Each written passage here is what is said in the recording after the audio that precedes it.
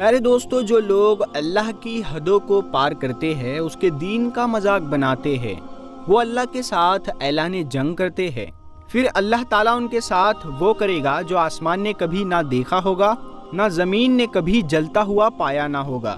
اللہ تعالیٰ انہیں دنیا کے لیے نشان عبرت بنا دیتا ہے۔ دوستو، ایک ہندو گاؤں میں اللہ کا ایسا عذاب آیا کہ پورا گاؤں پانی میں بہہ گیا۔ مکانات، انسان، مویشی سب پانی کی نظر ہو گئے۔ یہ سب کچھ کیوں ہوا؟ یہ لوگ کون سا گناہ کرتے تھے کہ جس کی وجہ سے یہ عذاب آیا؟ یہ سب کچھ جاننے کے لیے ویڈیو کو آخر تک ضرور دیکھیں۔ دوستو، آج ہم جس گاؤں کا ذکر کرنے جا رہے ہیں وہ دریا کے کنارے آباد ہے۔ اس گاؤں میں ہندوؤں کی آبادی بہت زیادہ تھی۔ یہ دریا ہندوؤں کا مقدس دریا ہے۔ یہی وجہ ہے کہ اس گاؤں میں ہندوؤں کے 400 گھر آباد تھے۔ اس گاؤں میں 100 گھر ایسے تھے جہاں مسلمان آباد تھے۔ یہ ہندوؤں کی کثرت کی وجہ سے ہندوؤں کا علاقہ کہلاتا تھا، کیونکہ یہاں پر زیادہ تر ہندو رہا کرتے تھے، اسی وجہ سے یہ ہندوؤں کا گاؤں کہا جاتا تھا۔ اس گاؤں کی انوکھی بات یہ تھی کہ اس گاؤں کے تمام ہندو خوشحال تھے۔ یہ تمام لوگ قریب کے شہر میں کاروبار کرنے کے لیے جاتے۔ اگر کسی ہندو کو پریشانی کا سامنا کرنا پڑتا تو دوسرے تمام ہندو اس کی مشکلات کو حل کرنے کی کوشش کرتے تاکہ اس گاؤں کا ہر ہندو خوشحال رہے۔ اس گاؤں میں جو 100 گھر مسلمانوں کے تھے وہ انتہائی غریب اور مفلسی کی زندگی گزار رہے تھے۔ اس گاؤں کے ہندو جب جاتے انہیں برا بھلا کہنا شروع کر دیتے۔ ان لوگوں کی اس گاؤں میں کسی لحاظ سے کوئی زندگی نہیں تھی۔ ان کی حالات یہ تھے کہ یہ کھل کر اللہ کا نام بھی نہیں لے سکتے تھے۔ یہ لوگ ان پر جھوٹے الزامات لگا کر انہیں تھانے میں بند کروا دیتے۔ مہینہ مہینہ بغیر کسی قصور کے انہیں تھانے میں گزارنا پڑتا۔ مسلمانوں نے ہندوؤں سے ڈرتے ہوئے اس گاؤں میں چھوٹی سی مسجد بنائی، جس کا ایک دروازہ وہ بھی ہر وقت بند رہتا اور نہ ہی اس میں وضو کرنے کے لیے پانی ہوتا۔ اس مسجد کی چھت کیلے کے پتوں سے بنائی گئی۔ ہندو مسلمانوں کی مسجد کو دیکھ کر ان کا مذاق اڑاتے، جبکہ اس گاؤں میں ہندوؤں کا ایک عالی شان مندر تھا جہاں ہر وقت بھیڑ رہتی، جبکہ مسلمانوں کی مسجد کو لگاتار تالا لگا رہتا۔ ایک دن ایسا ہوا کہ کچھ مسافر یہاں سے گزرنے لگے جنہوں نے یہاں سے گزر کر دوسرے گاؤں میں جانا تھا۔ ان مسافروں کا تعلق تبلیغی جماعت سے تھا۔ یہ لوگ بہت بڑے تاجر بھی تھے۔ جب یہ مسافر ہندوؤں کے اس گاؤں میں پہنچے، یہ جمعے کا دن تھا، نماز کا وقت بھی قریب پہنچ چکا تھا۔ ہندوؤں نے جب ان تبلیغی جماعت والوں کو بڑی شان سے مسجد کی جانب جاتے دیکھا تو چوراہے پر اکٹھے ہو گئے۔ دوسری طرف تبلیغی جماعت والوں نے جب مسجد کے دروازے پر تالا لگا دیکھا تو بہت حیران ہو گئے، کیونکہ ابھی تک مسلمانوں کے گھروں سے کوئی بھی آدمی جمعہ پڑھنے کے لیے نہ آیا تھا۔ خیر، انہوں نے مسجد کے ساتھ والے گھر سے چابی لی، تالا کھول کر مسجد میں داخل ہو گئے۔ پھر ان میں سے ایک ساتھی نے بلند آواز سے اذان دی تاکہ جو لوگ جمعے کی نماز کے لیے نہیں آئے وہ بھی نماز ادا کرنے کے لیے مسجد میں پہنچ جائے۔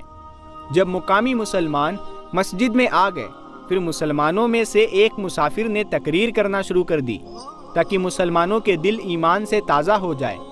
اب تمام ہندو مسجد کے باہر کھڑے ہو کر تقریر سننے لگے۔ مسافر اپنی تقریر میں کہہ رہا تھا، جو لوگ بتوں کی پوجا کرتے ہیں، اللہ کے ساتھ شرک کرتے ہیں، اللہ تعالیٰ آخرت میں انہیں دردناک عذاب دے گا۔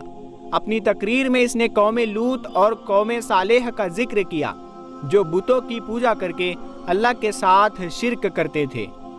پھر ان کا انجام کیا ہوا؟ جمعے کی نماز ادا کرنے کے بعد مسافر اپنی منزل کی جانب روانہ ہو گئے۔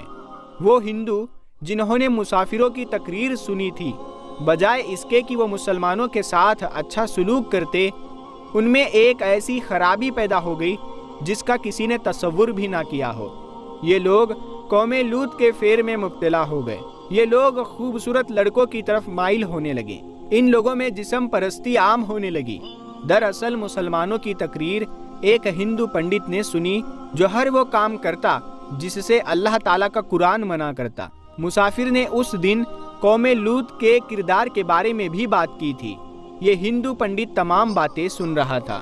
اس نے گاؤں کے لوگوں کو کہنا شروع کر دیا مرد کا مرد سے لذت حاصل کرنا، عورت کا عورت سے لذت حاصل کرنا کوئی برا فعل نہیں۔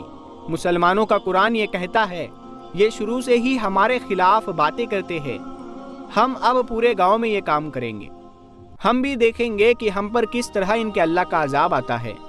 اب گاؤں کا بچہ ہندو پنڈت کی بات پر عمل کرنے لگا۔ اس گاؤں میں مرد سے مرد جبکہ عورت سے عورت بے حیائی کا کام کرتی۔ مسلمانوں نے جب ہندوؤں کے اس عمل کو دیکھا تو ان لوگوں کو ڈرتے ڈرتے سمجھانے لگے کہ تم ایسا فعل کر کے اللہ کے عذاب کو دعوت دے رہے ہو۔ یہ لوگ اپنی ضد کی وجہ سے کہاں ماننے والے تھے، کہیں یہ فعل ہمارے بچوں میں مبتلا نہ ہو جائے۔ لہٰذا مسلمانوں کے ان 100 گھرانوں نے اس گاؤں کو چھوڑنے کا فیصلہ کر لیا۔ جب مسلمانوں نے اس گاؤں کو چھوڑا تو تمام ہندوؤں نے خوشیاں منائیں۔ رات کو اللہ کا کرنا ایسا ہوا کہ دریا کا ایک کنارہ ٹوٹ گیا، جس کی وجہ سے پانی نے پورے گاؤں کو اپنی لپیٹ میں لے لیا۔ تمام گھر اپنے مویشیوں سمیت پانی میں بہہ گئے۔ ان لوگوں نے اللہ کے قہر کو آواز دی تھی، اللہ نے انہیں عبرت کا نشان بنا دیا۔ پیارے نبی حضرت محمد مصطفیٰ صلی اللہ تعالیٰ علیہ وسلم نے فرمایا، شرمگاہ کی ضمانت تم مجھے دے دو، جنت کی ضمانت میں محمد صلی اللہ تعالیٰ علیہ وسلم تمہیں دیتا ہوں۔ حضور اکرم صلی اللہ تعالیٰ علیہ وسلم نے فرمایا، سب سے زیادہ اندیشہ مجھے اپنی امت پر قوم لوط کے فعل کا ہے۔ آپ صلی اللہ تعالیٰ علیہ وسلم نے فرمایا، جس کو قوم لوط جیسا عمل کرتے پاؤ تو دونوں کو قتل کر دو۔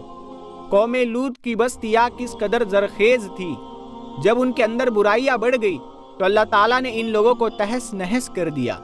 ایک غلام حضرت عمر رضی اللہ تعالیٰ عنہ کے پاس لایا گیا۔ اس نے اپنے آقا کا قتل کیا تھا، اس نے اپنے جرم کا اعتراف کیا۔ آپ رضی اللہ تعالیٰ عنہ نے اس کی گردن مارنے کا حکم دیا۔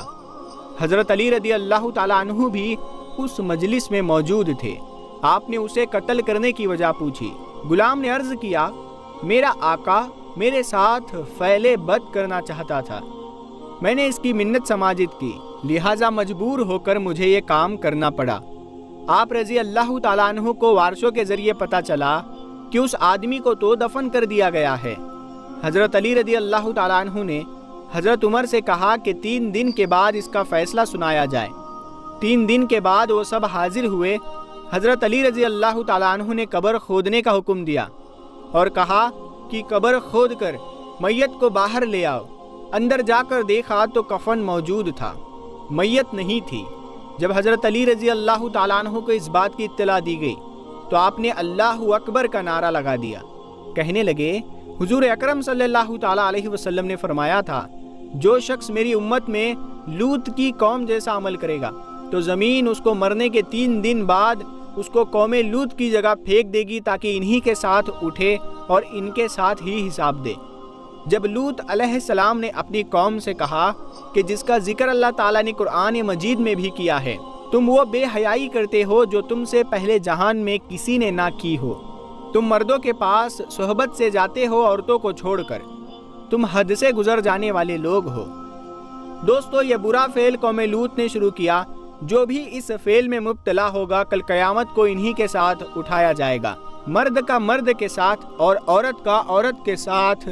جو ایسا گناہ کرتا ہے تو ایسے شخص کا انجام وہی ہوگا جو قوم لوط کے ساتھ ہوا تھا، اور وہ لوگ کل قیامت کے دن انہی لوگوں کے ساتھ اٹھائے جائیں گے۔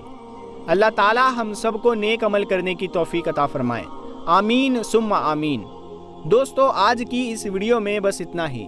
اگر یہ ویڈیو آپ کو پسند آئی ہے تو آپ اس ویڈیو کو اپنے دوستوں میں ضرور شیئر کریں، اور اس ویڈیو کو اتنا شیئر ضرور کریں کہ ہر ایک نوجوان مسلمان تک یہ ویڈیو پہنچ پائے۔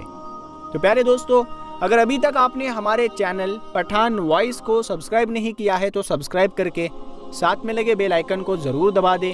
ہم ملتے ہیں اگلی ویڈیو کے ساتھ، تب تک کے لیے السلام علیکم، اللہ حافظ۔